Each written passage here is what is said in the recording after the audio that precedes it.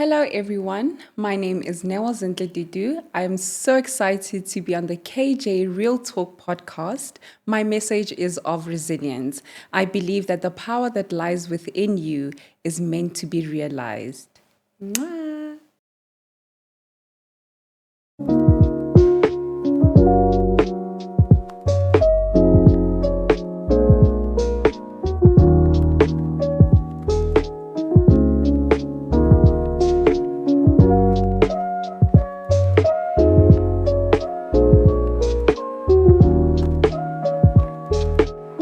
Hi, welcome back to another exciting episode of the KJ Real Talk podcast. Today, I don't even know, are we having a pageant conversation? Oh, is it a pageant queen or is it a military queen? Yes, so different. I'm a little bit of everything. Okay. Yeah. So, hello to the beautiful KJ Real Talk family. My name is Neo Zintle, and I'm so excited to be here. Yeah. Thank you so much, James, for having me today. This is amazing, we want to talk about your journey. Like the fact that, I was so impressed when you say military. I was like, A lot of people get shocked when I say I'm in the military because I'm such a person who's into pageantry, into modeling, into beauty, and I never put my military side out there. So it's always a bit of a shocker. It's always a bit of a shocker. Yeah. So yeah. Like how do you blend them together, the pageant girl and the military stuff, Like, yeah. There's actually, it's funny that you asked. There's actually a lot of similarities when it comes to the modeling and the military, whether it's the discipline, it's the confidence that you have to show at all times, you know. So there is points where they do come together beautifully and they blend. Yeah. This is amazing, man. Like I'm quite. It's a shock to me. I've never heard. I don't know. For me, it feels like if you want to be in the military, you have to be fit, and I like the fact that you say discipline. Most people that are in the military, I mean, the mandatory is you have to be disciplined. Yeah. That's a fact.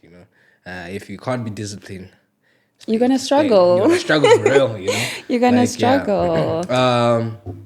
I think one thing that stood out to me, your grandmother, right?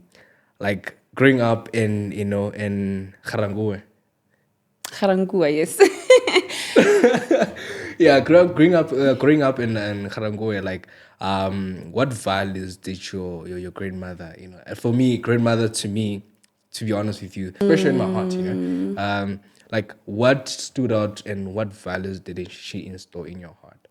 Wow.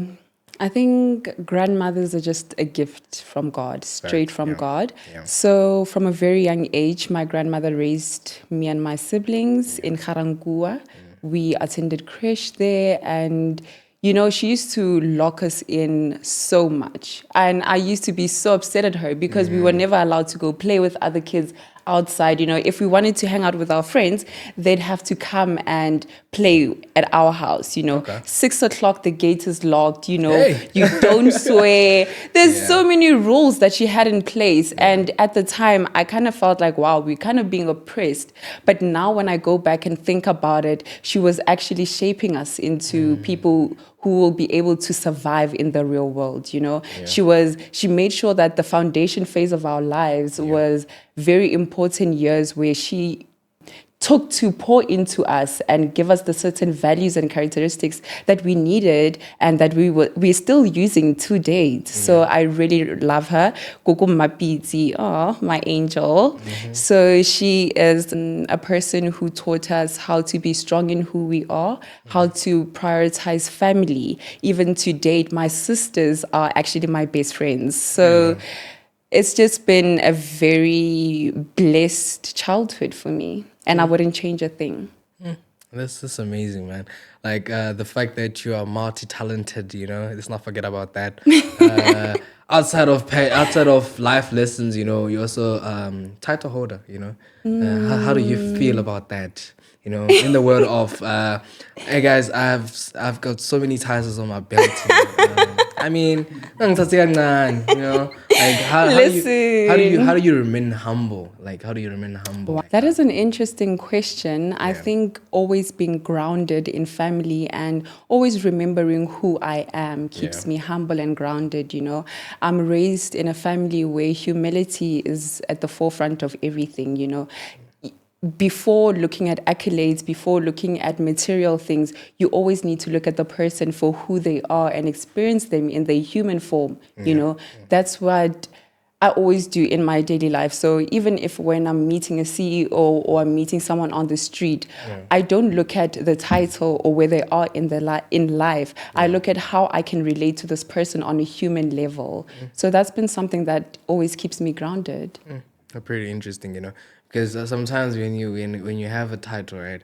Thinking about it right now, if you could win Miss South Africa right now, I don't know if I would have the privilege to host you today. I mean, you know, I like the fact that, and by the way, I didn't say thank you for honoring the invitation. Oh, it's a Yeah. pleasure. I appreciate you and appreciate. I think your journey and your story is amazing to me. I don't know about the haters. Yeah, so we want to talk about your title holders, right? You know, you Miss Akasia. Did I say it right? Yeah, You Miss Akasia. Akasia. Yeah, Akasia. you heard. Yeah, Miss Akasia. And then how do you feel and how was that journey for you? You know, when you take me through like when you were finalist, semi-finalist, you know, until you won the title. Okay. So Miss Akasia is not the first pageant that I entered. Yeah. I can remember at a really young age, I think I was between grade 2 or grade 3, I entered my first pageant. Okay. I've always been someone who stood out, you know. I was this tall, skinny child, you know, and all I ever wanted to do was to fit in. Yeah. But unfortunately, I couldn't because I stuck out like a sore thumb, you know. So one of my teachers actually told me about this exciting pageant that was coming up, and you know, I thought, okay, let me just try it. And when I entered the pageant, I realized that the things that I was insecure about were praised, and it was things that made me stand out, and those things were found beautiful. So it was a place where I felt like, wow, this is where I belong. So I kind of feel like pageantry chose me, not the other way around, you know. And it was such a beautiful moment for me. It opened my eyes to pageantry.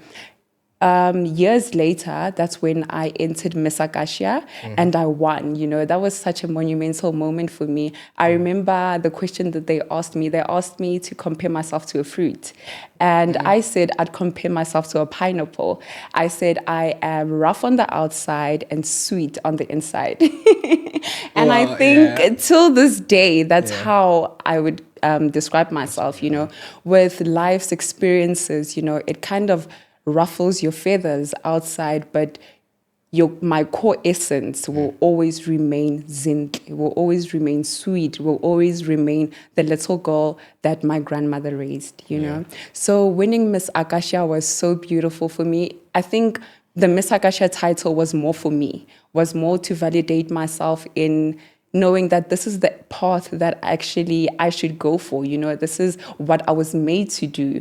So winning Miss Akasia was a very amazing experience. I had a lot of gifts. So it opened my eyes to the beauty of pageantry. But it was later on when I joined Miss KSI and Miss South Point. That's when I realized the real essence of pageantry, that it's not just about the dresses, the makeup, you know, and all that glitz and glamour, but there's something bigger to it. It encourages people to actually stand for something, you know. Yeah. And I've always been a person who, as much as I wanted to fit in, I've always felt like my purpose in life is to empower people around me, you know, to make them believe in themselves and believe in the gift that God has placed into their lives. And I think that pageantry is something that elevated my dream and elevated my platform for me to be able to do that on a daily basis. Yeah, pretty yeah. interesting. Pageant chose you. Pageantry chose me. It comes with, you know, so to some people it comes with so much pride. You know? Like I didn't choose pageant; it came to me. Like, you know, I like the fact that you highlighted on, you know, using your platform, right? Like how can pageant girls, upcoming pageant girls, pageant title holders, use their platform? Because I think what's important. What's I think a lot of queens, they lose it when they're caught up in the moment. I want the title. Guys, give me a break. Yeah. I can use it the way I want to. Like, how do you advise them to use it in a very positive way? On my journey of pageantry, I've met so many influential people and so many inspirational people. Yeah. And through networking and getting to know people, I met the owner of the pageant, Miss Egoli. And I was able to become a guest judge on Miss Egoli. And that kind of highlighted for me the importance of looking for a queen who's going to take the crown beyond the moment of winning, looking for someone who's going to take the title and run with it, which is something I think is very important for a pageant title holder, for you not to be so focused on the crown and the sash, but to know what you're going to do with it, to remember your why. In every single situation, when you do something, the success is not you winning the crown, but the success is the legacy that you leave behind after the title. So I always say to people, even if you don't win, how you evolve throughout the process should be what you're gunning for. Are you a better person than you were when you started, or are you still the same person? Okay, that's pretty interesting. Actually, shout out to Miss Igoli. Yeah, much love for you guys. Much love to the team there. Love it. How do you balance, the pageant work and your life and life in general, because you sound like a busy person, like how do you balance between the two? Yeah. My schedule is jam-packed, Apart from having a job, which requires me to be fully focused for 8 hours straight, I am also a student. Okay. So when I knock off, I take time, I go to the gym, which is something that I really prioritize because it helps me with my mental health as well. Yeah. I prioritize going to the gym and reading. Then later on, that's when I focus on my studies. It is exam season right now, so it's been a very stressful time. But something that I really learned from the Defense Force, or my journey in the Defense Force, is having a routine. So for me, it's about noting everything down, knowing how my day looks like, so that I'm able to make sure that each and everything that I value, I pour into that, because when it comes to my job, it's so easy for me to give my all to my job and forget about my dreams and my passions. So it's important for me to be able to, as much effort and energy as I put in my work, I also need to put into the dreams and the goals that I have in my own life. So for me, it's about having a routine and following your routine. So regardless of whether I feel like it or not, I'm going to the gym. Whether I feel like it or not, I'm studying, because I want to be a great person, and it's about me putting in that work for me to get to that place. Yeah. Okay, that's amazing. Literally, there's a question that I wanted to ask you. It literally, pew, like pew. I didn't want to cut you off. Oh, jeez, man. Oh, Let my me goodness. ask you a question. Really interesting. Okay, I'm up for it. I asked you this when we were outside. What is the one thing that you have learned, or the thing that stuck to you with all these interviews that you've had? And you're doing a great job, by the way. This is amazing, because pageantry isn't something that is mostly spoken about. So thank you for creating a platform for us to speak about something that we love. Pretty interesting. Hey,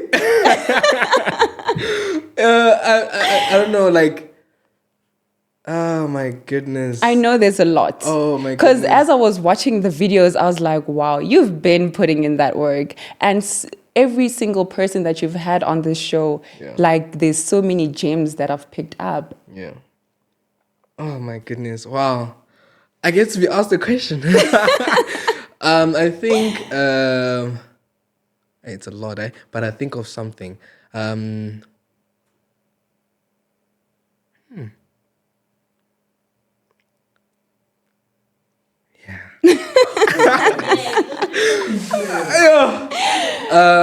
Actually, thank you. Wow, I have never been so clueless like this in my life. The thing Like, is, there's so many. yeah, there's so many. There's I'm trying so to like many peek. things. Yeah. I think one of the thing is people being genuine about something. I think there's a lot of. I mean, there's people that don't necessarily share a true story about themselves, Yeah. and it also inspires you as a person. Wow, I've never been so emotional like this. Like, oh my goodness, yeah. I think what stood out for me in people being genuine or sharing their story, and I love storytelling. I love getting inspired from other people. Oh my goodness, wow. No, I agree with you. Yeah, Authenticity is such a beautiful thing, and yeah, I think being who you are is your superpower. yeah, Like I said, I've always been that type of person that I stood out. Like I've always been this tall, skinny girl. yeah, Obviously, I'm taller than most of my peers, so I always stood out. But I've always wanted to be a part of the crowd. I've always wanted to blend in. And I feel like me being myself, me being who I am, being Zintle, that's my superpower. So being authentic and not trying to be the next person, which is something we need to do. pretty interesting. I never really thought of people would realize or ask me a question like that. But thank you for acknowledging that. Thank you for. Hey, my goodness, I have never been so special like this.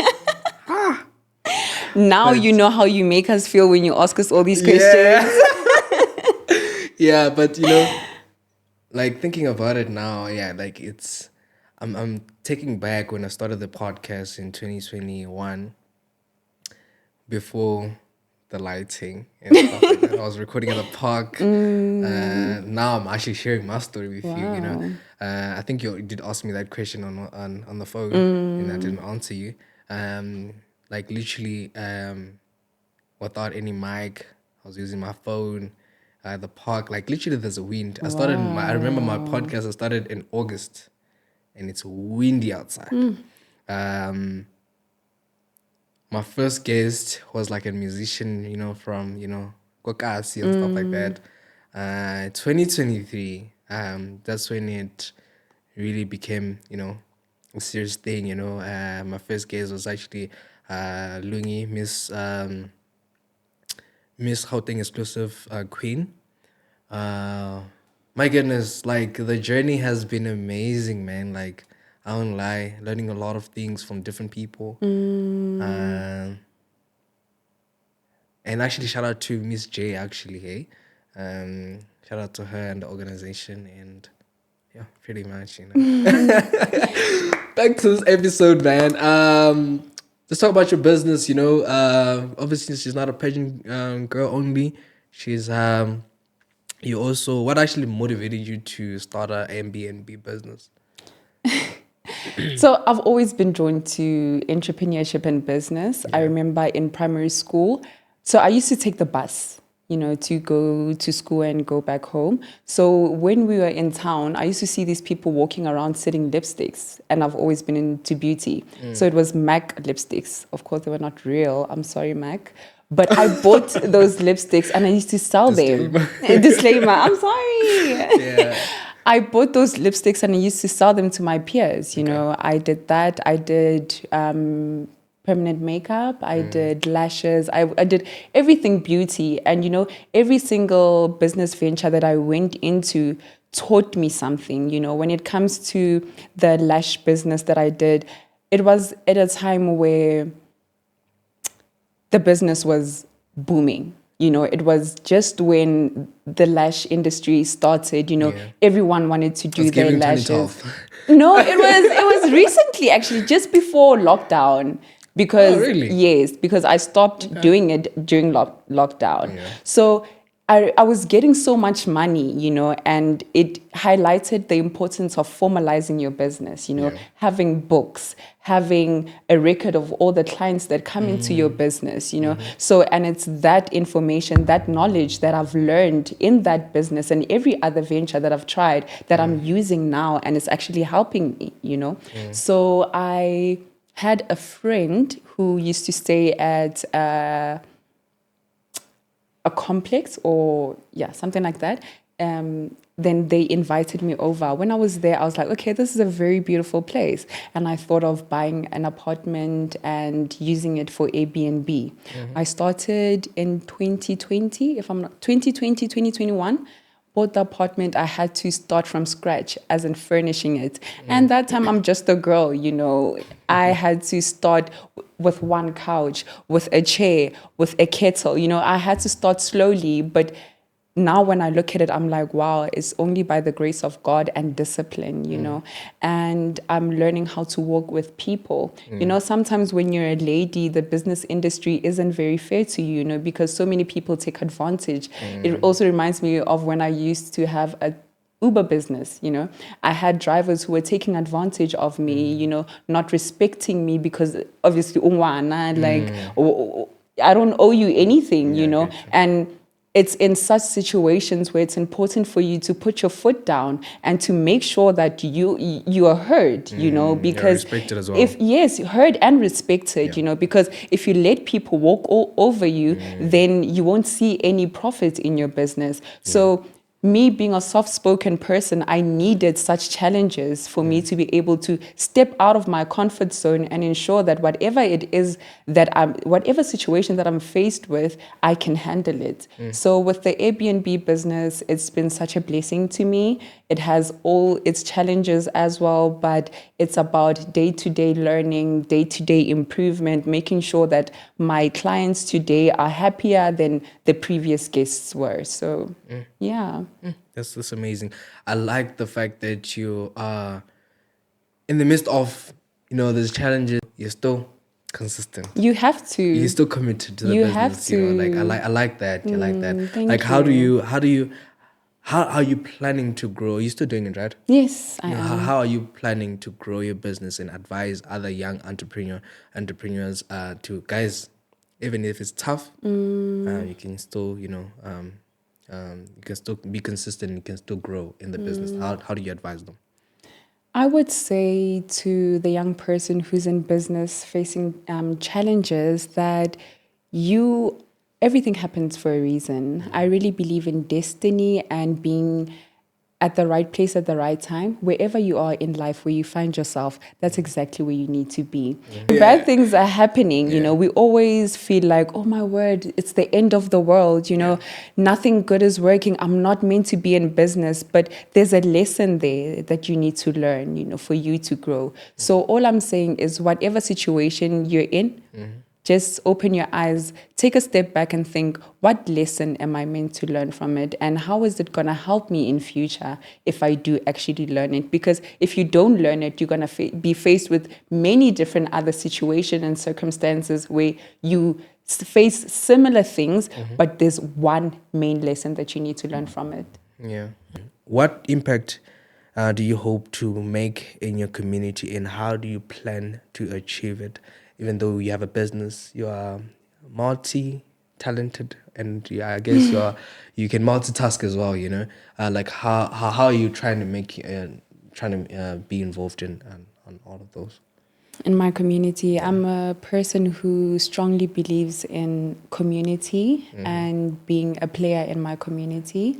I recently hosted a skills development and entrepreneurship workshop in my community of Garangua. Funny enough, it was held at the same hall where I attended Krish. So it was like a full circle moment for me. It was a beautiful moment. Also adorable, like yeah. It was a skills development and entrepreneurship workshop, which is something that I really believe in. We as individuals, we as members of the community need to stand up and create those opportunities. So with the skills development and entrepreneurship workshops that I had, I called different speakers, mainly people who are from the community, just to push the sense of relatability, because when someone sees a person from the community who was able to get themselves with the workshop that I had, it was very special to me because it was people who were coming to give back into the community, you know.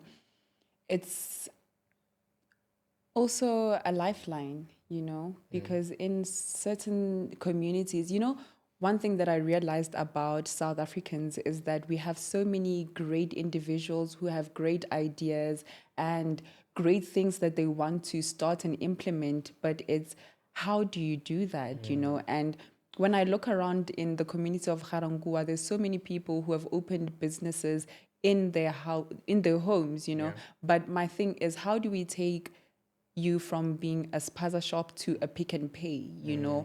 And I feel like it's about us pouring back into each other as a community. The motto that I live by is each one teach one, and it emphasizes the importance that we as individuals have in the overall community, you know. So yeah. Pretty interesting. If people want to collaborate with you and they love your story, and where can they where can they hit you up? And Please yeah. collaborate. Let's grow together, guys. So please follow me on social media. On Instagram, it's Queen Z underscore TWO. On Facebook, it's Neo Zintle tutu. And yeah, those are the only two social media accounts that I have. On Instagram for the Each One Teach One workshop, the Instagram handle is skills development, each one teach one. So please follow me. Let's work together. Let's grow together.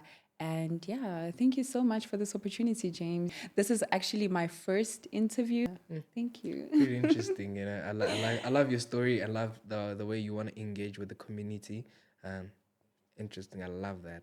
You know, give me a few people that you look up to in the modeling industry, fashion industry, because I feel like the drip is dripping. Like, you know, My little brother will be proud when he hears that. He's always on my case about. the fashion sense. Yes. Like, come on, guys. He's like, girl, Yeah. you need to do better, you know? yeah. Okay, so there's so many brilliant people in the industry, but when it comes to pageantry, I really look up to Shudu Fato Masida. She was Miss South Africa. I love how she took the crown and she ran with it. She is creating a legacy that lives beyond the crown. And I'll always be a big fan of Bonang Mateba. The longevity is just crazy, you know. She's a symbol of resilience, hard work, and longevity. I attended a presenter's course at On-Q Communication, and they told us about her story when she used to attend there and how she used to go to the studio every single weekend, even when she wasn't booked. She'd hang around there, listen to all the lectures that are given, and I feel like that is so important for the youth to hear and to know. You know, success for me is it's separated by two things. Are you a sayer or are you a doer? And if you're a doer, success is guaranteed. Yeah, people like the talk. Yeah. Are you gonna walk the walk? Yeah, that's what's up, you know. And closing, you know. Okay, so to people that look up to you, what advice do you have for them, you know, and something that also changed your life to be disciplined, to be consistent? I mean, the consistent is like pin post, Yeah. you know. So what advice do you have for them, you know, to be consistent, to be disciplined, and to also be genuine, you know? Yeah. So, what I'd say to everyone who's watching is that I love you and you matter. I would advise each and every person to know the power that lies within you, to prioritize education. And when I say education, not necessarily the formal education that we always think about when we Being hear the informative. word education, but I think it's important for us to make sure that we empower ourselves each and every single day. Sharpen your tools, whatever it is that you have interest in. Make sure that you aim to be the best in that thing, you know. I'll also say to people that prioritize your mental health. We in a country where so many social ills are happening in our country, and if we take a step back and focus on the mental health and create a movement of people who start everything from within, you know, and if you take time to know yourself and make sure that your mental health is in a good position, then everything else will be simple for you. So yeah, that's my advice to people. That's pretty nice. What advice do you have for me? Yeah, like, Advice for you. yeah. Oh my word. First of all, I want to give you your flowers. Man. You know, just hearing you talk about how you started from the park, you Yeah. know, not having Yeah. mics, not having lights, you know. It's so inspirational, you know, because so many people want to start something when they have everything, you know. But I think the power and that you are showing us is that start where you are with what you have and use that. And with that, it will grow into something bigger and something beautiful. The advice that I have for you is that That you're not saying. I would advise you to keep going, Yeah. to keep going and keep shining. Yeah. High five. You're doing great.